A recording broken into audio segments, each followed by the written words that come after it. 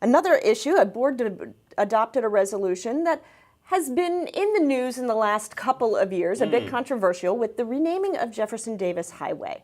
Talk to me about how that came about, what you heard from residents.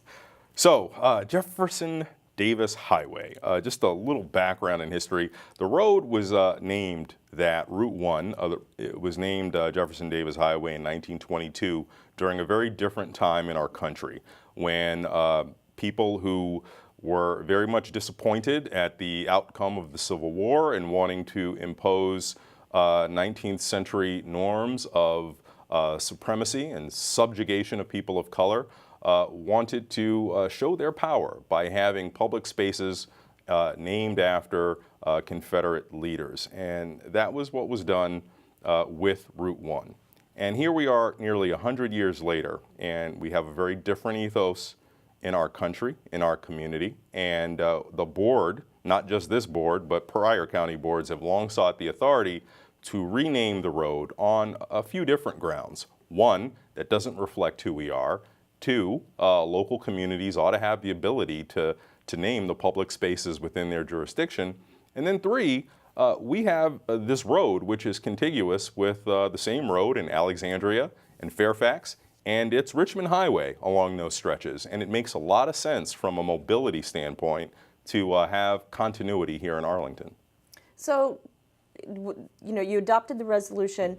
Did you hear from the community on what they wanted with the road? We did, and we heard from people who live along Route 1. We heard from people who are just generally interested in the topic overall.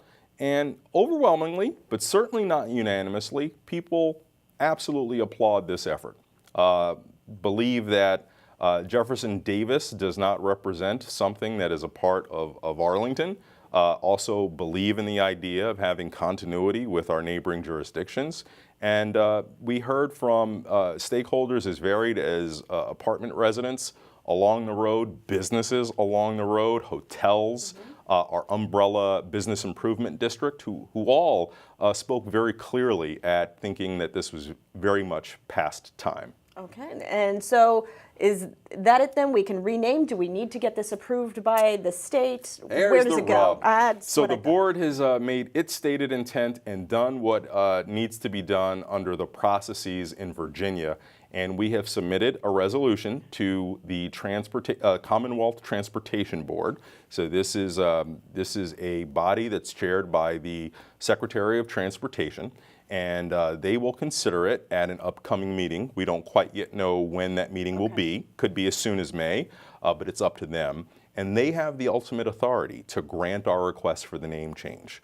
We expect and hope that they will favorably act upon our recommendation, but it's important to note that our action did not effectuate the name change. It just simply allowed us, or created the request for the CTB. And then if they grant it, we will make sure that we fully socialize this with all stakeholders with an intent to have the name officially changed by October 1st.